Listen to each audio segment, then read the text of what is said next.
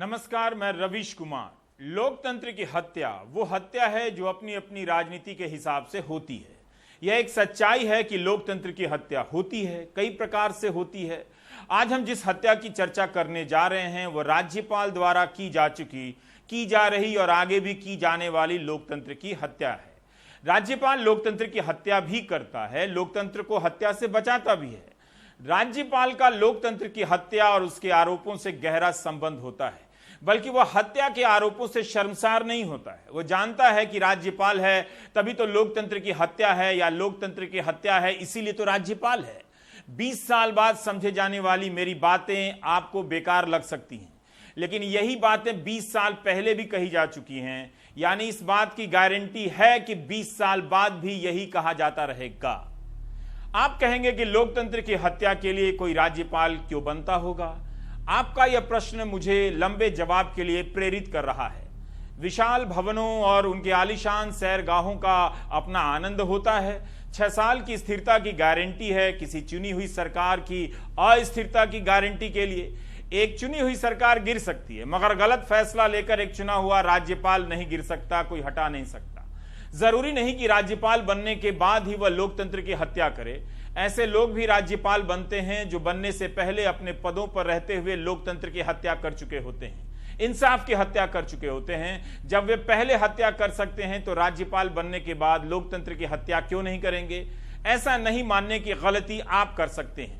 जो विधायक राज्यपाल पर लोकतंत्र की हत्या के आरोप लगाते थे वही राज्यपाल बन जाते हैं तो उन पर दूसरे विधायक लोकतंत्र की हत्या का आरोप लगाते हैं। राजभवन लोकतंत्र का कोप भवन भी है और प्रकोप भवन भी। इसके प्रकोप से भारत का लोकतंत्र कभी नहीं बच सका है। कोप और प्रकोप का स्कोप काफी ज्यादा है। यहां लोकतंत्र की हत्या एक राजनीतिक आरोप है, मगर संवैधानिक सच्चाई भी है। सुप्रीम कोर्ट के अनेक फैसले बताते हैं कि राज्यपाल ने लोकतंत्र की हत्या का प्रयास किया। इस हत्या के लिए किसी को सजा नहीं होती, ना 20 साल की ना 20 दिनों की। मेरी तो थ्योरी है कि लोकतंत्र की हत्या का संबंध राज्यपाल से है ही नहीं। राज्यपाल के बगैर भी लोकतंत्र की हत्या हो सकती है। कोर्ट से भी हो सकती है, थाने से भी हो सकती है, लोगों से भी हो सकती है, मीडिया से भी हो सकती है, जैसे कि आजकल होती रहती है। भारत के लोगों के लिए लोकतंत्र की हत्या एक राजनीतिक मनोरंजन है। हम सभी जानते हैं कि राज्यपाल का पद संवैधानिक होता है ताकि वह राज्य में संवैधानिक संकट पैदा होने पर संवैधानिक व्यवस्था का इंतजाम करे। राष्ट्रपति शासन लगवाकर खुद व्यवस्थापक बन जाता है। सरकार गिराने और बनाने के दौरान राज्यपाल नए नए तरह के संवैधानिक संकट पैदा कर सकते हैं। उनके पैदा किए हुए कई संकट पुराने हो चुके हैं और उन पर सुप्रीम कोर्ट का फैसला अनेक बार आ चुका है। फिर भी वे सेम टू सेम टाइम का संकट पैदा करते हैं। आजकल कुछ नए तरह के संकट पैदा करते हैं। संवैधानिक संकट पैदा करना ही राज्यपाल की बड़ी खूबी होती है। संकट वो संवैधानिक आपदा है जो अवसर देती है। राजभवन का घेराव या राजभवन के भीतर प्रदर्शन कोई नई बात नहीं है। राजभवन की तरफ आता हुआ मार्च विधायकों में जोश तो भर देता है, लेकिन राज्यपाल टस से मस नहीं होते। वो संविधान के कम होते हैं, जो उन्हें इस पद पर बिठाते हैं उनके ज्यादा होते हैं। कम से कम इतिहास तो यही कहता है। राज्यपाल के द्वारा लोकतंत्र की हत्या के अनेक उदाहरण हैं, लेकिन ऐसा नहीं है कि सारे उदाहरण 50 साल पहले के हैं। 5 साल वाले भी कई उदाहरण हैं जिससे आपको उम्मीद हो सकती है कि ये खेल आज तक जारी है। सबसे पहला खेल बताता हूँ। 26 जनवरी 2016 को जब भारत संविधान के लागू होने के जश्न में डूबा था, तब शाम 7:59 पर राष्ट्रपति प्रणब मुखर्जी अरुणाचल प्रदेश में राष्ट्रपति शासन लगाने के कैबिनेट की सिफारिश पर दस्तखत कर रहे थे। आप उस वक्त सरकार के मंत्री और वकीलों की दलीलों को निकाल कर देखिए, इंटरनेट में है। लगेगा कि उनका एक एक कदम सही है, एक एक बात करेक्ट है। कह रहे थे कि राष्ट्रपति और राज्यपाल के विवेकाधिकार और कैबिनेट का फैसला सर्वोच्च है। 7 महीने बाद जुलाई 2016 को सुप्रीम कोर्ट ने अरुणाचल प्रदेश में राष्ट्रपति शासन के फैसले को रद्द कर दिया। 5 जजों की खंडपीठ ने यह फैसला दिया था। इसमें से एक जस्टिस खेर ने कहा था कि जब राजनीतिक प्रक्रियाओं की हत्या हो रही हो तो कोर्ट मूक दर्शक बना नहीं रह सकता। राजनीतिक प्रक्रियाओं की हत्या किसने की थी आपको बताने की जरूरत नहीं। अरुणाचल प्रदेश में राष्ट्रपति शासन को रद्द करते हुए सुप्रीम कोर्ट ने कहा था कि राज्यपाल जेपी राजखोवा ने 14 जनवरी 2016 की तय तारीख के बाद भी 16 दिसंबर 2015 को विधानसभा की बैठक बुलाकर असंवैधानिक काम किया था। अदालत ने राज्यपाल के उस संदेश को भी रद्द कर दिया जो उन्होंने 9 दिसंबर के रोज विधानसभा को भेजा था। सुप्रीम कोर्ट ने कहा कि राज्यपाल विधानसभा का एजेंडा तय नहीं कर सकते, इसलिए 9 दिसंबर के बाद विधानसभा के तमाम फैसले अवैध घोषित हो जाते हैं। 9 दिसंबर से पहले की विधानसभा बहाल की जाती है, यानी कांग्रेस सरकार वापस अपने वजूद में आती है। अरुणाचल प्रदेश में राज्यपाल विधानसभा की तय तारीख से 1 महीना पहले विधानसभा बैठक बुला लेते हैं और यह फैसला सुप्रीम कोर्ट में रद्द हो जाता है। राजस्थान के राज्यपाल सरकार के आग्रह के बाद भी विधानसभा की बैठक नहीं बुलाते हैं तो सुप्रीम कोर्ट कैसे स्वागत करेगा? पुराने फैसलों के हिसाब से इसका उत्तर है नहीं करेगा, क्योंकि इसी फैसले में कोर्ट ने कहा कि राज्यपाल विधानसभा का एजेंडा तय नहीं कर सकते हैं। उस फैसले की कॉपी हर राजभवन में भिजवा दी जानी चाहिए, जिसमें लिखा था कि क्या इसका मतलब है कि जब भी राज्यपाल बोर हो जाएं तो वो उत्साह महसूस करने के लिए विधानसभा का सत्र बुला सकते हैं? क्या राज्यपाल का फैसला ठोस संवैधानिक सिद्धांतों पर आधारित था या फिर उनकी सनक पर? आप संवैधानिक विवेकाधिकार का इस्तेमाल तभी कर सकते हैं जब वो किसी संवैधानिक सिद्धांत पर आधारित हो। यहां क्या संवैधानिक सिद्धांत था? क्या विधानसभा के सत्र को जल्द बुलाना आपकी विवेकाधीन शक्तियों में आता है? जाहिर है विधानसभा का सत्र बुलाना राज्यपाल की विवेकाधीन शक्तियों में नहीं आता है। अब आपको उत्तराखंड की घटना याद दिलाता हूं। वहां राष्ट्रपति शासन लगा दिया गया था। नैनीताल हाईकोर्ट में सरकार केस हार गई, केंद्र सरकार। फिर सुप्रीम कोर्ट गई, वहां भी हार गई। नैनीताल हाईकोर्ट ने कहा था कि राष्ट्रपति कोई राजा नहीं होते जिनके फैसले की समीक्षा नहीं हो सकती। राष्ट्रपति और जज दोनों से भयानक गलतियां हो सकती हैं। जब राष्ट्रपति राजा नहीं हो सकते तो जाहिर है राज्यपाल सम्राट नहीं हो सकते। उस फैसले को लिखने वाले थे जस्टिस के.एम. जोसेफ, जिनकी सुप्रीम कोर्ट में पदोन्नति कई दिनों तक अटकी रही। नैनीताल हाईकोर्ट के जस्टिस यूसी ध्यानी ने फ्लोर टेस्ट का आदेश दिया था, जिसे केंद्र सरकार ने नैनीताल हाईकोर्ट की डबल बेंच में चुनौती दी कि राष्ट्रपति शासन के वक्त फ्लोर टेस्ट नहीं हो सकता। मगर 21 अप्रैल 2016 को जस्टिस जोसेफ और जस्टिस बिस्ट ने फ्लोर टेस्ट के आदेश को सही ठहराया और हरीश रावत की सरकार से कहा था कि 29 अप्रैल 2016 को बहुमत साबित करें। फिर केंद्र सरकार सुप्रीम कोर्ट गई, लेकिन वहां से भी उसे राहत नहीं मिली। 10 मई 2016 को उत्तराखंड में फ्लोर टेस्ट के आदेश दिए गए, यानी सुप्रीम कोर्ट फ्लोर टेस्ट का आदेश दे सकता है और तारीख भी बता सकता है कि फ्लोर टेस्ट कब होगा। यही नहीं, तब सुप्रीम कोर्ट ने कहा था कि विधानसभा कितने घंटे के लिए खुलेगी। सिर्फ 2 घंटे के लिए विधानसभा को खोला गया था। दोबारा से यही प्रश्न सुप्रीम कोर्ट के सामने पहुंचा। नवंबर 2019 में 23 नवंबर 2019 को महाराष्ट्र के राजभवन में अचानक फडणवीस को शपथ दिलाई जाती है। विपक्ष ने उन पर बहुमत साबित करने का दबाव बनाया तो सरकार सुप्रीम कोर्ट में कहने पहुंच गई कि सुप्रीम कोर्ट फ्लोर टेस्ट के आदेश नहीं दे सकता, राज्यपाल का अपना अधिकार है। जबकि आपने देखा कि सुप्रीम कोर्ट ने उत्तराखंड मामले में फ्लोर टेस्ट के आदेश दिए। इस मामले में भी सुप्रीम कोर्ट ने वही किया। 27 नवंबर 2019 को सदन में बहुमत साबित करने के लिए कहा, लेकिन 26 नवंबर को फडणवीस ने इस्तीफा दे दिया। मगर कोर्ट की बहस में उलझाने के लिए इस मामले को तान दिया गया। महाराष्ट्र मामले में सुप्रीम कोर्ट में सरकार की ओर से सॉलिसिटर जनरल तुषार मेहता, वरिष्ठ वकील मुकुल रोहतगी बहस करने लगे। विपक्ष की तरफ से अभिषेक मनु सिंघवी, कपिल सिब्बल ने मोर्चा संभाला। तुषार मेहता ने अजीत पवार का पत्र पेश किया और इस पत्र में अजीत पवार ने नेता विधायक दल का दावा किया था। इस पत्र में 54 विधायकों के हस्ताक्षर दिखाए गए, 11 अन्य विधायकों का भी समर्थन पत्र दिया गया। इस तरह से बीजेपी ने 170 विधायकों के समर्थन का दावा दिखाया। तुषार मेहता ने कहा कि राज्यपाल के सामने जो सामग्री थी उसी के आधार पर फैसला किया। राज्यपाल जांच नहीं बिठा सकते थे, हर गलत का सही साबित करने का प्रयास किया गया। जस्टिस खन्ना ने एक सवाल किया कि क्या मुख्यमंत्री के पास आज बहुमत है? क्या फ्लोर टेस्ट कराया जाए? मुकुल रोहतगी ने कहा कि सवाल यह है कि फ्लोर टेस्ट कब हो, कोर्ट को इसमें दखल नहीं देना चाहिए, राज्यपाल को तय करना है, राज्यपाल के अधिकार की न्यायिक समीक्षा नहीं हो सकती है। सरकार के वकील गलत को सही साबित करने की दलीलें देते रहे, उनकी एक बात कोर्ट में नहीं टिक सकी। जानते हुए भी कि राज्यपाल राजा नहीं है कहने वाली अदालत राज्यपाल की समीक्षा कर सकती है, वो कह रहे थे कि राज्यपाल के फैसले की समीक्षा नहीं कर सकते। यहां तो अब स्पीकर के फैसले के पहले फैसले की प्रक्रिया में कोर्ट में चली गई है बात, फैसला लेने पर रोक लगी है। महाराष्ट्र में कोर्ट में बहस फंसाकर वक्त लिया गया, लेकिन कोई फायदा हुआ नहीं। यही हुआ कि संवैधानिक मर्यादाओं की धज्जियां उड़ी, संवैधानिक नैतिकता को ताक पर रख दिया गया। राजभवन, राज्यपाल, संवैधानिक मर्यादाओं की धज्जियां उड़ाने के ये तीनों उदाहरण 2014 के बाद के हैं, 70 के दशक के नहीं हैं।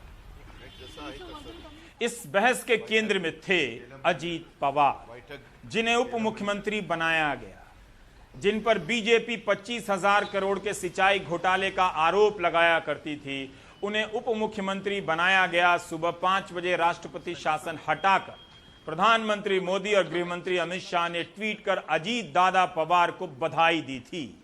अजीत पवार और सचिन पायलट का मामला अलग अलग होते हुए भी कई बिंदुओं पर एक समान लगता है। अजीत पवार के वकील कोर्ट में कह रहे थे कि अजीत पवार एनसीपी में हैं या नहीं, ये मुद्दा कोर्ट में नहीं है। अजीत पवार एनसीपी में हैं और विधायक दल के नेता हैं, जबकि एनसीपी ने विधायक दल के नेता पद से अजीत पवार को हटा दिया था, जैसे गहलोत ने पायलट को उप मुख्यमंत्री पद से हटा दिया था। चीफ व्हिप ने अयोग्य ठहराने का नोटिस जारी किया और स्पीकर राजस्थान विधानसभा ने नोटिस जारी कर कारण पूछा। यही नहीं, अजीत पवार ने जिन विधायकों की सूची दी थी उनमें से 53 वापस चले गए। वो कहने लगे कि उन्होंने फडणवीस सरकार को समर्थन नहीं दिया, उन्हें धोखे में रखा गया। सचिन पायलट मीडिया से बात नहीं कर रहे, मगर सूत्रों के हवाले से उनके बयान छप रहे हैं कि वे बीजेपी में नहीं जाएंगे। उनके साथी विधायक कह रहे हैं कि वे कांग्रेस में हैं। अजीत पवार वापस आकर मंत्री बन गए, क्या सचिन पायलट भी बन सकते हैं? या फिर सचिन पायलट इस दलदल में फंस गए? अगर शरद पवार अजीत पवार को मंत्री बना सकते हैं तो गहलोत क्यों नहीं? या फिर सचिन पायलट चुनावी राजनीति को ही अलविदा कर दें तो विधायकों का क्या होगा जो उनके साथ गए? अजीत पवार सचिन पायलट नहीं है। 4 दिनों तक देवेंद्र फडणवीस को मुख्यमंत्री बनाया और उन्हीं से अपने खिलाफ कई मुकदमों को, मामलों को वापस कराया। सत्ता को सेवा समझने वाले फडणवीस उन आरोपों को वापस लेते हैं जिन्हें लगाकर अजीत पवार को करप्ट बताया करते थे। प्रधानमंत्री नरेंद्र मोदी इस चैप्टर को छोड़कर आगे बढ़ जाते हैं। सचिन पायलट कहते हैं बीजेपी में नहीं जाएंगे। बीजेपी के लिए कोर्ट में मुकदमा लड़ने वाले वकील उनका मुकदमा लड़ते हैं। ये और बात है कि इस वक्त वो वकील उन पदों पर नहीं हैं जिन पर रहते हुए बीजेपी सरकार के लिए मुकदमा लड़ा करते थे। अजीत पवार के वकील उस वक्त बीजेपी सरकार के लिए दलील दे रहे थे, ठीक वैसे ही सचिन पायलट के वकील इस वक्त दे रहे हैं। अजीत पवार के वकील कह रहे थे कि पवार के समर्थन पर महाराष्ट्र सरकार के वकील क्यों यह दलील दे रहे हैं कि समर्थन का पत्र देने के बाद अगर कोई स्थिति पैदा हुई है तो राज्यपाल देखेंगे। उस समय विधायक कह रहे थे कि समर्थन नहीं दिया, राज्यपाल कह रहे थे कि उनके पास समर्थन है। क्या सचिन पायलट और उनके साथी विधायक स्पीकर को जवाब न देकर किसी संवैधानिक मर्यादा का उल्लंघन नहीं कर रहे हैं? क्या पायलट कोर्ट जाकर हारी हुई बाजी नहीं लड़ रहे? क्या स्पीकर के नोटिस का जवाब देने की वे जिम्मेदारी नहीं समझते? उनकी अपनी संवैधानिक जवाबदेही क्या है? तो उत्तराखंड, अरुणाचल प्रदेश, महाराष्ट्र में राज्यपाल के जरिए जो खेल खेला गया वो कोर्ट में नहीं टिका। सिब्बल और सिंघवी की टीम ने हर दलील में रोहतगी और मेहता को मात दी। महाराष्ट्र में फडणवीस इस्तीफा देते हैं और उद्धव ठाकरे मुख्यमंत्री बनते हैं। अब आते हैं मध्य प्रदेश। जिस वक्त कोरोना का संकट पांव पसार रहा था उस वक्त मध्य प्रदेश में सरकार गिराने की तैयारी चल रही थी। विधायकों के पाले से जाते हुए देख कमलनाथ सरकार संकट में आ गई। स्पीकर कोरोना का बहाना बनाकर सदन में बहुमत साबित करने से आनाकानी कर रहे थे। मामला पहुंच गया सुप्रीम कोर्ट। सुप्रीम कोर्ट में मध्य प्रदेश के पूर्व मुख्यमंत्री शिवराज सिंह चौहान और भाजपा के 9 विधायकों के साथ ही मध्य प्रदेश कांग्रेस विधायक दल की याचिकाओं पर सुनवाई होने लगती है। सुनवाई के बाद सुप्रीम कोर्ट ने कहा कि मध्य प्रदेश में अनिश्चितता की स्थिति को फ्लोर टेस्ट के जरिए ही प्रभावी ढंग से हल किया जाना चाहिए। कोर्ट ने कहा कि मध्य प्रदेश असेंबली का सत्र 20 मार्च को बुलाया जाए। केवल एक एजेंडा, क्या सरकार को बहुमत है, विधायकों को सुरक्षा के घेरे में सदन लाया जाए। कमलनाथ की सरकार गिर गई। मध्य प्रदेश में बीजेपी चाहती थी कि कमलनाथ सरकार विधानसभा का सत्र बुलाकर सदन में बहुमत साबित करे। राजस्थान में क्यों नहीं चाहती? बीजेपी कोर्ट में इसलिए गई मध्य प्रदेश के मामले में क्योंकि राज्यपाल अपनी तरफ से सदन नहीं बुला सकते होंगे। सदन बुलाने का अधिकार सरकार के पास होगा, मुख्यमंत्री के पास होगा, कैबिनेट के पास होगा। सुप्रीम कोर्ट ने आदेश दिया कि सत्र आहूत होगा और विश्वास मत हासिल करना होगा। राजस्थान में गहलोत सरकार चाहती है कि सत्र बुलाया जाए, लेकिन राज्यपाल फैसला नहीं कर सके। संकेत इस तरह से आए कि फैसला नहीं कर रहे हैं। राजस्थान विधानसभा के स्पीकर नोटिस जारी कर विधायकों से पूछना चाहते थे, मगर मामला कोर्ट में चला गया। अंतिम निर्णय का इंतजार हो रहा है, कब तक होगा पता नहीं। इस बीच कांग्रेस लोकतंत्र बचाओ देश बचाओ के नारे के साथ आंदोलन पर उतर आई है। रविवार को दिन भर कांग्रेस के नेता ट्विटर पर वीडियो जारी करते थे। राजस्थान में अशोक गहलोत ने अपने विधायकों के साथ प्रार्थना सभा की। गहलोत ने कहा कि राजस्थान की लड़ाई राष्ट्रीय स्तर पर लड़ी जा रही है। गहलोत ने प्रधानमंत्री मोदी से फोन पर बात की और राज्यपाल के इस बर्ताव का जिक्र किया कि वे सत्र नहीं बुला रहे हैं। उधर बीएसपी ने याचिका दायर की कि कांग्रेस में 6 विधायकों का विलय गलत है, जो 1 साल पहले हो चुका था। वे पार्टी का व्हिप माने। बीजेपी ने कोर्ट में याचिका दायर की और याचिका खारिज हो गई। सचिन के लिए बीजेपी, बीएसपी के लिए बीजेपी। उसके पहले दिल्ली में स्पीकर ने सुप्रीम कोर्ट से अपनी याचिका वापस ले ली। कपिल सिब्बल ने कहा कि हमें पीड़ा है कि हाईकोर्ट सुप्रीम कोर्ट के फैसले का पालन नहीं कर रहा है। हम याचिका वापस ले रहे हैं। हाईकोर्ट के फैसले पर विचार कर रहे हैं कि चुनौती दी जाएगी या नहीं। कपिल सिब्बल, सलमान खुर्शीद और अश्विनी कुमार, ये तीनों पूर्व कानून मंत्री हैं और इस हैसियत से राज्यपाल को पत्र लिखते हैं कि राज्यपाल मंत्रिपरिषद के कहने पर सत्र बुलाने के लिए बाध्य हैं। संवैधानिक पद की जो परंपरा है उससे अलग हटकर काम करेंगे तो माना जाएगा कि आप अपने शपथ का पालन नहीं कर रहे हैं। इससे संवैधानिक संकट पैदा होगा। फिर दोपहर को राजभवन की तरफ से एक प्रेस नोट जारी हुआ, जिसमें राज्यपाल ने कहा कि सत्र बुलाने की कार्यवाही सरकार शुरू करे, मगर मेरी सलाह के साथ, और उनकी सलाह 3 थी, 21 दिन का नोटिस दिया जाए। अगर शक्ति परीक्षण होता है तो उसका लाइव प्रसारण हो। कोविड को देखते हुए 200 विधायकों और 100 से ज़्यादा अधिकारियों की सोशल डिस्टेंसिंग का इंतजाम हो। अब इसे लेकर कन्फ्यूज़न हो गया कि राज्यपाल ने सत्र बुलाने की अनुमति दे दी है या पहले सवालों के जवाब मांगे हैं। राज्यपाल ने जिन सवालों को पूछा है उससे भी यह सवाल उठता है कि क्या राज्यपाल सत्र बुलाने से पहले ये सवाल कर सकते हैं? इसकी क्या परंपरा है, या राज्यपाल टुकड़ों टुकड़ों में बता रहे थे कि वे सत्र बुलाने जा रहे हैं? सवाल है, मुख्यमंत्री ने 31 जुलाई से सत्र बुलाने को कहा। कोरोना काल में दुनिया भर में कई जगहों पर संसद की गतिविधियां चलती रहीं, सिर्फ भारत में ही बंद हैं, वो एक अलग मसला है। हमारे साथ संविधान के विशेषज्ञ फैज़ान मुस्तफ़ा हैं, जिनसे हम बात करने जा रहे हैं। फैज़ान साहब, मेरा पहला सवाल यही है कि राज्यपाल ने सरकार को कहा कि आप 3 सवालों के जवाब दीजिए कि क्या आप 21 दिन के बाद सत्र बुला सकते हैं, 21 दिनों की समय सीमा दे सकते हैं, सोशल डिस्टेंसिंग का क्या इंतज़ाम करेंगे, और क्या आप विश्वास मत हासिल करने के लिए बुला रहे हैं। ये प्रेस नोट दोपहर में जारी हुआ। मैं ये जानना चाहता हूं कि अभी तक आप लोग यही बताते रहे हैं कि जो सरकार का मंत्रिमंडल फैसला करके देगा, राज्यपाल उसी तारीख पर सत्र बुलाने के लिए बाध्य हैं, यही परंपरा है। क्या उस परंपरा में इस तरह की भी व्यवस्था है, सवाल पूछने की, सलाह मांगने की? रवीश, लगता है कि जो संविधान मुझे प्रोफेसर वीरेंद्र सिंह रेखी ने पढ़ाया था वो शायद गलत था, फिर से पढ़ना पड़ेगा। देखिए, जो संविधान की व्याख्याएं हैं उसमें बहुत बड़े संविधान के ब्रिटिश एक्सपर्ट थे, सर एवर जेनिंग्स। उन्होंने कहा था कि कॉन्स्टिट्यूशनल कन्वेंशंस जो हैं they provide flesh to the dry bones of law. क्या है कन्वेंशन? कन्वेंशन ये नहीं है कि क्वेश्चन पेपर बना के दे देंगे गवर्नर। ये हम टीचरों का काम है कि हम लोग स्टूडेंट से क्वेश्चन पेपर पूछेंगे। एक बार चीफ मिनिस्टर ने लिख के दिया तो उन्होंने नहीं माना। अब दोबारा उन्होंने एक डेट दे दी, एक एजेंडा दे दिया कि इकोनॉमी पे डिस्कशन होगा, कोरोना वायरस पे डिस्कशन होगा। अब ये सारे काम कि वहां सोशल डिस्टेंसिंग होगी नहीं होगी, ये अब स्पीकर का काम है। हाउस कैसे चलेगा ये उनका काम है। और आज तक मैंने नहीं कभी सुना कि कोई गवर्नर ये पूछेगा कि भाई आप विश्वास मत तो नहीं ले रहे हो। आमतौर से जब चीफ मिनिस्टर जो है वो अपना विश्वास खो देता है तो गवर्नर ये कहता है विश्वास मत लो और मैं इस दिन सेशन जो है वो फिक्स कर रहा हूं। वरना नॉर्मल हालात में जैसे कि आजकल हैं और गवर्नर साहब कह रहे हैं कि आपसे किसी ने नहीं कहा विश्वास मत लें, इसमें गवर्नर के पास कोई विशेषाधिकार नहीं है। समझ लीजिए रवीश के संविधान में जो गवर्नर को विशेषाधिकार है, डिस्क्रिशन, उस डिस्क्रिशन का मतलब क्या है? जो काम मिनिस्ट्री नहीं करेगी वो है विशेषाधिकार। रवीश आपको याद होगा आपके शो पे हमने जुलाई 2018 में एलजी वर्सेस चीफ मिनिस्टर के केस में बात की थी और आपको याद होगा कि उसमें 500 पेज का जजमेंट था। मेजॉरिटी ने 12 फंडामेंटल प्रिंसिपल संविधान के लिखे थे कि कॉन्स्टिट्यूशनल ट्रस्ट होगा, कॉन्स्टिट्यूशनल कॉन्शियंस होगी, कॉन्स्टिट्यूशनल ऑब्जेक्टिविटी होगी, कॉन्स्टिट्यूशनल मॉरलिटी होगी।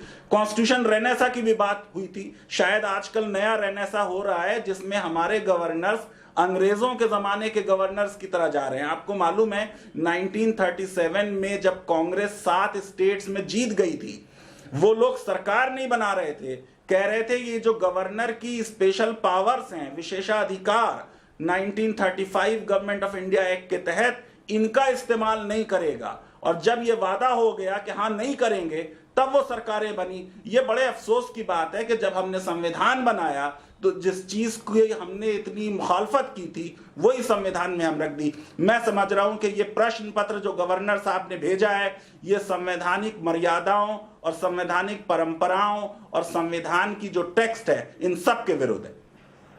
पर ये विशेषाधिकार की आप बात कर रहे हैं, ये है क्या? मैं अरुणाचल प्रदेश, उत्तराखंड के मामले में और खासकर महाराष्ट्र के मामले को लेकर जो बहस हो रही है सुप्रीम कोर्ट में, और जिस तरह से बीजेपी के पक्ष के लोग या फडणवीस के पक्ष के लोग वकील जो दलील दे रहे हैं, वो कभी कहते हैं कि राज्यपाल सदन को बुला नहीं सकते हैं, कभी कहते हैं कोर्ट उनकी न्यायिक समीक्षा नहीं कर सकता है, कभी कहते हैं कोर्ट नहीं कह सकता कि कब सदन बुलाना है।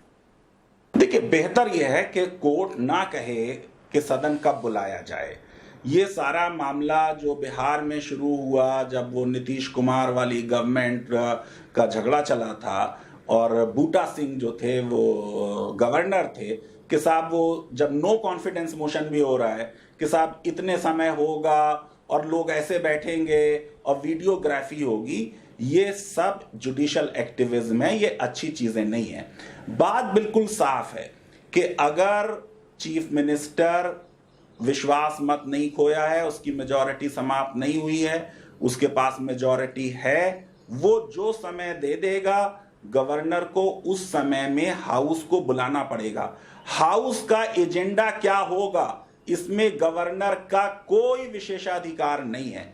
और आपको मालूम है कि जो विशेषाधिकार वाले प्रावधान हैं वो कुछ हैं, जैसे कश्मीर के बारे में था, सिक्किम के बारे में था, नॉर्थ ईस्ट की कुछ नागालैंड के बारे में है, वहां कुछ आपको डिस्क्रिशन है। लेकिन बिल्कुल साफ है कि जो हमारी संसदात्मक शासन प्रणाली है, एलजी वाले केस में भी सुप्रीम कोर्ट की 5 जज बेंच ने कहा कि इलेक्टेड लोग जो हैं उनके पास पावर होगी और एलजी के पास नहीं होगी। और उसमें आपको मालूम है कि जो शब्द था कि गवर्नर कोई भी मैटर, एनी मैटर सेंटर को रेफर कर सकता है, सुप्रीम कोर्ट ने कहा एनी मैटर का मतलब एवरी मैटर नहीं है, और गवर्नर जो डिफर करेगा वो difference for the sake of difference नहीं होगा। यहां पर चीफ मिनिस्टर कह रहा है मैं हाउस का सेशन बुलाना चाहता हूं। गवर्नर साहब को कोई राइट नहीं है कि वो कोई भी प्रश्न पूछें इस मुद्दे पे, उनको वो बदलाना चाहिए। विशेषाधिकार बहुत कम है और जो विशेषाधिकार होते हैं डिस्क्रिशन, उसके बारे में भी कहा जाता है कि डिस्क्रिशन विम्स एंड विशेस पे नहीं एक्सरसाइज होगा, आर्बिट्ररली नहीं होगा, किसी की भी एब्सोल्यूट पावर नहीं है। रवीश, आपको मालूम है उत्तराखंड के जजमेंट में जस्टिस जोसेफ ने कह दिया था कि भाई कोई राजतंत्र नहीं है, राजा कोई नहीं है, सबकी अपनी सीमाएं हैं, उन सीमाओं में सबको रहना है। पर फैजान साहब, मैं ये जानना चाहता हूं कि इतने उदाहरणों के बीच क्या कोई राज्यपाल ऐसा भी था जो अपने अधिकारों के तहत एक्ट कर रहा था, फैसले ले रहा था, लग नहीं रहा था कि वो किसी का एजेंट है। हर राज्यपाल केंद्र के एजेंट के तौर पर ही लगते हैं। अगर इनसे यही संवैधानिक मकसद पूरा करना है कि अपना खेल खेलना है, तो इतनी बड़ी बिल्डिंग में जिसको क्वारंटीन सेंटर में बदला जा सकता है, हर राजभवन को काफ़ी अच्छे क्वारंटीन सेंटर में बदला जा सकता है, और एक तरह से वो राजनीतिक रूप से क्वारंटीन सेंटर ही है, तो फिर ये राजभवन की व्यवस्था ही क्यों है, राज्यपाल की व्यवस्था ही क्यों है? देखिए रवीश, ऐसा है कि ये राज्यपाल की व्यवस्था जो है वो इसलिए है क्योंकि हमने ब्रिटेन से अपना कैबिनेट सिस्टम, पार्लियामेंट्री सिस्टम लिया है। वहां पर जो हेड ऑफ द स्टेट क्योंकि महारानी हैं, गो के वो नाम मात्र की शासक हैं, उनके बारे में ये कहा जाता है कि अगर क्वीन ऑफ इंग्लैंड को प्राइम मिनिस्टर जो है उनका डेथ वारंट भी भेजेंगे तो वो हस्ताक्षर करने पे मजबूर है। तो ये एक सिर्फ आपको नॉमिनल हेड बनाया गया। सुप्रीम कोर्ट का केस है Shamsher Singh versus state of Punjab, जहां सुप्रीम कोर्ट ने साफ तौर से कह दिया, जस्टिस कृष्णा अय्यर थे, उनसे जस्टिस भगवती ने एग्री किया, वी डिक्लेयर कि हमने पार्लियामेंट्री डेमोक्रेसी अडॉप्ट की है और इसमें गवर्नर या राष्ट्रपति के पास कोई भी अधिकार नहीं है।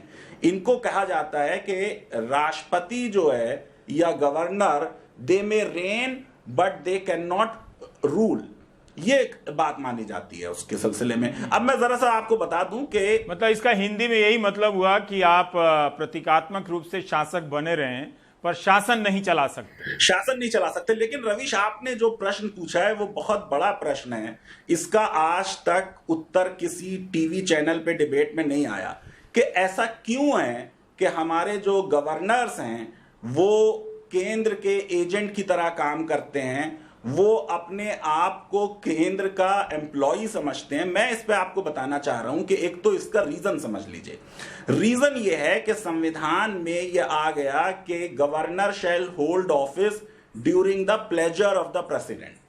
आप सोचिए, एक आईएएस ऑफिसर को भी आप हटा नहीं सकते जब तक उसके विरुद्ध इंक्वायरी नहीं होगी। जो जज हैं सुप्रीम कोर्ट के, हाई कोर्ट के, उनका जब तक इंपीचमेंट नहीं होता आप नहीं हटा सकते। एक भी जज को हम नहीं हटा पाए। आपने देखा जस्टिस शुक्ला को पिछले 2 साल से काम नहीं दिया हुआ था इलाहाबाद में, अभी वो रिटायर हो गए। ऐसे ही सीएजी हो गए, इलेक्शन कमिश्नर हो गए, और आपका कोई भी प्रेसिडेंट को ले लीजिए, प्रेसिडेंट को हटाना है तो 2/3 बहुमत चाहिए पूरे हाउसेस का, लेकिन गवर्नर को हटाने के लिए कोई प्रक्रिया नहीं है, जब चाहे सेंटर उन्हें हटा दे। तो इसकी वजह यह है कि गवर्नर अपने को कमजोर समझते हैं। अब इसमें एक मैं आपको बड़ा अच्छा इंटरेस्टिंग किस्सा बना दूं कि एक गवर्नर थे जो यूपीएससी के मेंबर रह चुके थे। यह केस है हरगोविंद रघुकुल तिलक का, सुप्रीम कोर्ट का जजमेंट है, 5 जज बेंच का, संविधान बेंच का 1979 का, और इनको बाद में गवर्नर बना दिया गया। वो चैलेंज हुआ क्योंकि ये लिखा हुआ है कि यूपीएससी का कोई मेंबर जो है वो कोई एम्प्लॉयमेंट नहीं ले सकता बाद में रिटायर होने के। तो सुप्रीम कोर्ट ने साफ तौर से कह दिया कि गवर्नर जो है वो एम्प्लॉय नहीं है, गवर्नर केंद्र के कंट्रोल में नहीं है, गवर्नर जो है उसकी अपनी एक स्वतंत्र संवैधानिक हैसियत है और उसके ऊपर कोई केंद्र सरकार अपना कंट्रोल नहीं वो करेगी, वो अकाउंटेबल नहीं है सेंटर के लिए अपने किसी भी फंक्शन को। अफसोस ये है कि हमारे गवर्नर्स जो हैं वो इस केस को नहीं समझते हैं। वो अपने आप को सेंटर के एम्प्लॉय की तरह काम कर रहे हैं, जबकि वो सेंटर के कोई ना सबॉर्डिनेट हैं ना एम्प्लॉय हैं। उनकी एक स्वतंत्र संवैधानिक अपनी हस्ती है और उन्हें संविधान के हिसाब से चलना चाहिए। वो तो ओथ लेता है, जो गवर्नर रवीश ओथ लेता है आर्टिकल 159 के तहत, उसमें वो कहता है कि मैं प्रिजर्व करूंगा, प्रोटेक्ट करूंगा, डिफेंड करूंगा कॉन्स्टिट्यूशन और अपने आप को सबमिट करूंगा to the service and well being of people of that state. अब ये जो गवर्नर्स हैं ये संविधान को प्रिजर्व, प्रोटेक्ट और डिफेंड नहीं करते, बल्कि केंद्र सरकार के जो राजनीतिक इंटरेस्ट हैं उनको प्रोटेक्ट और प्रिजर्व करते हैं। और उस हिसाब से मैं समझता हूं कि देश के ज्यादातर गवर्नर्स जो हैं उन्होंने अपनी ओथ की वायलेशन की है। तो क्या कोई ऐसा भी है जिसने अपने ओथ का सम्मान किया है? ऐसा कोई उदाहरण सामने आ रहा है, आपको याद में आ रहा है, या फिर ये सिस्टम है ही क्यों? अगर ये दुनिया में नहीं, ये सिस्टम दुनिया में पार्लियामेंट्री डेमोक्रेसीज में है, लेकिन बहुत कम गवर्नर्स ऐसे हुए हैं। पीसी अलेक्जेंडर ने किसी किसी मामले में स्टैंड लिया, लेकिन ज्यादातर गवर्नर्स बड़े बड़े लोग, यानी संपूर्णानंद इतने बड़े हमारे लिटरेरी फिगर हैं, एज गवर्नर जो हैं उनके मामलात जो थे वो बहुत ठीक नहीं थे। ये सब के सब सेंटर, क्योंकि उनको कोई टेन्योर का प्रोटेक्शन नहीं दिया हुआ, बाकी सबका जो टर्म है ऑफिस के, भाई आप 5 साल तक रहेंगे, आपको जब ही हटाया जाएगा जब आप संविधान की उल्लंघना करेंगे, इंपीचमेंट होगा। गवर्नर को क्योंकि हमने सिक्योरिटी ऑफ टेन्योर नहीं दिया, तो वो अपने को बचाने के लिए कि मुझे हटा ना दिया जाए, वो ऐसे काम करते हैं। राष्ट्रपति, तो क्या केंद्र सरकार जब भी चाहे किसी गवर्नर को हटा सकती है? ये एक प्रावधान हो गया जिसकी वजह से गवर्नर हमारे इस तरह के हैं जैसे हैं।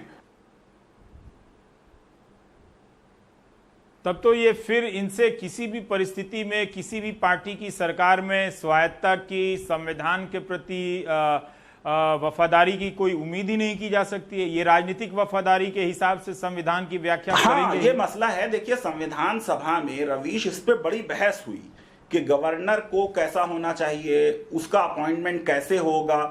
तो BN राव जो हमारे संविधान सभा के एडवाइजर थे, उन्होंने ये कहा कि भाई वो इलेक्ट होना चाहिए और उस राज्य के लोग जो हैं उसे इलेक्ट करेंगे।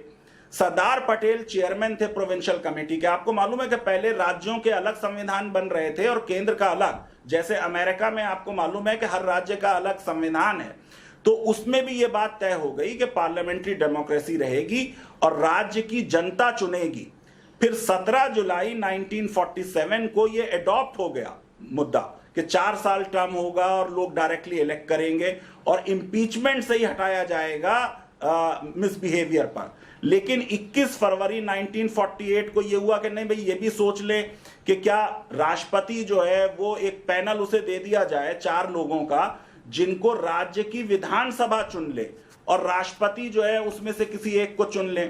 जयप्रकाश नारायणन ने यह कहा कि ये इलेक्शन ऐसा होना चाहिए, पैनल जो 4 का बने, कि असेंबली के सारे लोग उसमें हिस्सा लें और उस राज्य के जो संसद में सदस्य हैं, राज्यसभा और लोकसभा में, वो भी उसमें हिस्सा लें और उसके बाद वो पैनल बन जाए। और बाद में ये हुआ कि नेहरू जो थे उन्होंने ये कहा कि भाई ये बड़ा मसला हो जाएगा, अब हालात खराब हो गए हैं, और 49 मई तक आके ये डिसीजन हो गया कि भाई प्रेसिडेंट ही अपॉइंट करेंगे। क्योंकि अंबेडकर ने ये लाइन ले ली कि भाई जब उसके पावर ही नहीं है उसके पास, तो उसके इलेक्शन पे इतना पैसा क्यों खर्च किया जाए। कुछ लोगों ने यह कहा, जैसे अल्लादी कृष्णा स्वामी ने, कि चीफ मिनिस्टर और गवर्नर दोनों अगर चुन के आएंगे तो आपस में ईगो क्लैश हो जाएगा। किसी और ने यह कह दिया कि साहब, नेहरू ने भी ये कह दिया कि भाई ऐसा है कि कहीं ऐसा ना हो कि ये इलेक्टेड गवर्नर और चीफ मिनिस्टर जो हैं ये सेपरेटिस्ट टेंडेंसीज को आगे बढ़ा दें। और कहीं पे ये बात हो गई कि भाई ये दोनों मिल जाएंगे और सेंटर के विरुद्ध हो जाएंगे।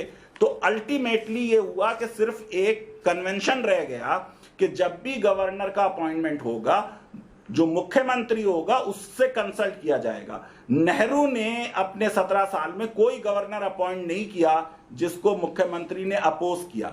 मैं ये समझ, गवर्नर्स की कमेटी ने भी ये रिकमेंड किया है। तो संविधान जो रिव्यू कमीशन था जस्टिस वेंकट चलैया का, उन्होंने भी ऐसी रिकमेंडेशन दी। मैं ये समझता हूं कि अगर गवर्नर के अपॉइंटमेंट में मुख्यमंत्री से कंसल्ट किया जाएगा तो जैसा राजस्थान में और जगह हुआ है, इस तरह का कन्फ्रंटेशन नहीं होगा। जी, कितना कुछ आपने बता दिया, बहुत बहुत शुक्रिया। एक चलते चलते एक सवाल शुरू में पूछना रह गया था कि क्या राज्यपाल सदन बुलाने के लिए खुद से स्वतंत्र है, सदन की बैठक? सिर्फ रवीश, उस समय जब मुख्यमंत्री जो है वो अपना विश्वास खो चुका है और मुख्यमंत्री जो है वो सदन का वो नहीं बुला रहा है, तब राज्यपाल उस समय बिना चीफ मिनिस्टर की कोई रिटन रिक्वेस्ट गए हुए अपने आप सदन का सेशन बुलाएगा और मुख्यमंत्री को यह निर्देश देगा कि आप विश्वास मत प्राप्त कीजिए। लेकिन जो राजस्थान के हालात हैं, आपको मालूम होगा, अरुणाचल के बारे में हम पहले भी बात कर चुके हैं कि पहले सेशन बुलाया गया, एक डेट फिक्स हो गई, बाद में उसके पहले बुला लिया। पहले बुला लिया। आप सोचिए, इस बात पे जो गवर्नर राजखोवा थे उनके बारे में सुप्रीम कोर्ट ने कह दिया कि ये जो इनका एक्शन है ये असंवैधानिक है, ये थ्रैशिंग है संविधान की, ये स्पैंकिंग है गवर्नेंस की।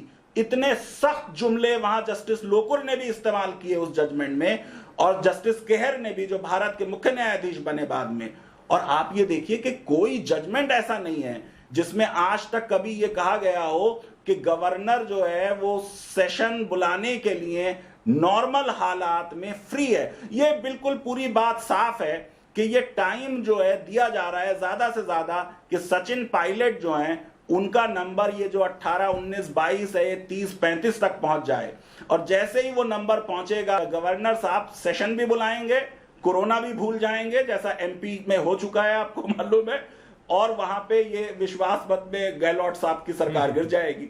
लेकिन ये सब एक संविधान की जो ऑब्जेक्टिविटी और कॉन्स्टिट्यूशनल ट्रस्ट की बात की थी और कोऑपरेटिव फेडरलिज्म, ये उसके विरुद्ध है। मुझे सबसे ज्यादा अफसोस यह है कि सियासत तो पॉलिटिकल पार्टीज करती हैं, उन्हें करनी चाहिए। बीजेपी को ये हक है कि सरकार गिरवा दे गहलोत की, लेकिन गिरने में यह नहीं लगना चाहिए कि आपने संवैधानिक मर्यादाओं को ताक पे रख दिया। यह बात अच्छी नहीं है। बहुत बहुत शुक्रिया फैज़ान साहब जानकारी देने के लिए। राज्यपाल के अधिकारों के बारे में भी और उनके हटाए जाने की प्रक्रिया के बारे में भी और उनके अच्छे कर्तव्यों के बारे में भी, जिन्हें बुरे शब्दों में करतूत कहते हैं। बहुत बहुत शुक्रिया आपका। हम ब्रेक लेते हैं।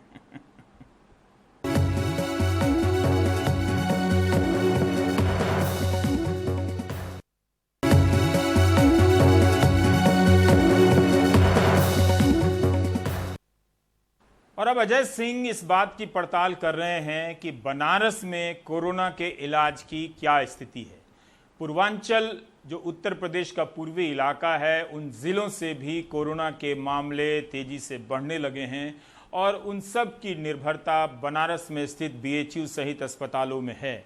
सबकी ये उम्मीद रहती है कि प्रधानमंत्री का संसदीय क्षेत्र है तो यहाँ पर इंतज़ाम बाकी जगहों की तुलना में कहीं बेहतर होगा, लेकिन क्या ऐसा हो पा रहा है? शायद ऐसा नहीं हो पा रहा होगा या इसे और ठीक किया जाना चाहिए था। इसलिए मुख्यमंत्री योगी आदित्यनाथ को भी बनारस का दौरा करना पड़ा। अजय सिंह की ये रिपोर्ट देखिए। मेरा बच्चा यहाँ कोविड वार्ड में एडमिट है 17 तारीख से, और यहाँ की दुर्व्यवस्था से मैं बहुत थक गई हूँ, क्योंकि मैं 17 तारीख से लगातार आपके बीएचयू में बैठ के ये डर से बैठी हूँ कहीं मेरे बच्चे के साथ कोई अनहोनी ना हो जाए, क्योंकि अंदर की जो दुर्व्यवस्था है वो अब न मुझसे देखी जा रही है न मुझसे झेली जा रही है। मैं बहुत परेशान हो चुकी हूँ, बहुत ज़्यादा परेशान हो चुकी हूँ, और आप सब लोगों से आग्रह है कि बस मेरे बच्चे को बाहर निकलवा दें। ये गुहार उस माँ की है जिसका बेटा बीएचयू के कोविड वार्ड में भर्ती है। वो यहाँ की बद इंतजामी से घबराई हुई है। कोशिश की कि रविवार को यहाँ दौरे पर आए मुख्यमंत्री से मिल सके, लेकिन मुलाकात नहीं हो सकी, तो मीडिया से बताई अपनी तकलीफ। मेरी डिमांड बस अभी इतनी है सीएम जी से कि आप जो है मेरे बच्चे को अभी बाहर करें, ताकि मैं उसे घर ले जाके होम क्वारंटाइन करूं। जो भी प्रधानमंत्री जी ने कहा है कि काढ़ा पिलाइए, हल्दी दूध पिलाइए, सब आपके यहाँ व्यवस्था नहीं है। लेकिन अगर सांस फूल रही होगी फिर उसको कोई जरूरत पड़ेगी तो फिर घर में कैसे इलाज होगा उसका? नहीं सर, सांस फूलनी उसकी पहले से कंट्रोल है। उसके पास फोन है, मेरी बात होती है। अच्छा। वहाँ अंदर की असुविधा और न देखभाल, जो वहाँ की दुर्व्यवस्था है, उसकी वजह से उसकी तबीयत बार बार बिगड़ रही है। गुहार लगा रही महिला का बेटा मेडिकल का छात्र है। होली की छुट्टी में घर आया था, तब से यहीं रह गया। वो पहले से अस्थमा का मरीज है। कुछ दिन पहले ज़्यादा परेशानी हुई तो कोविड टेस्ट हुआ। पॉजिटिव आने पर बीएचयू भर्ती कराया गया। यहाँ इलाज से उसकी हालात भी सुधरी, लेकिन गंदगी और बद इंतजामी से वो परेशान है। उनका एक यंग बेटा है, कोविड से ग्रसित है। वो ये चाहते हैं कि साहब हम उसको अपने ही घर में रख लें।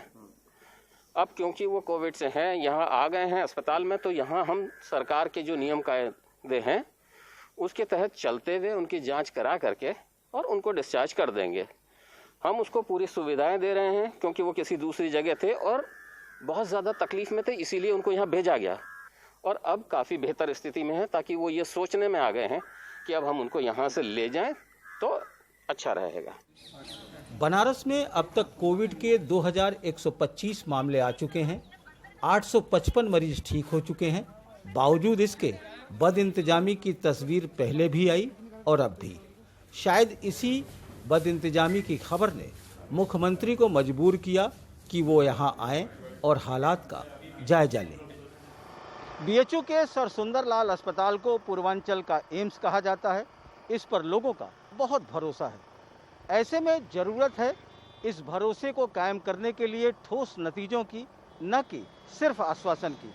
और शायद मुख्यमंत्री भी यही बात समझाने आए थे। वाराणसी से अनुज के साथ अजय सिंह, एनडीटीवी इंडिया।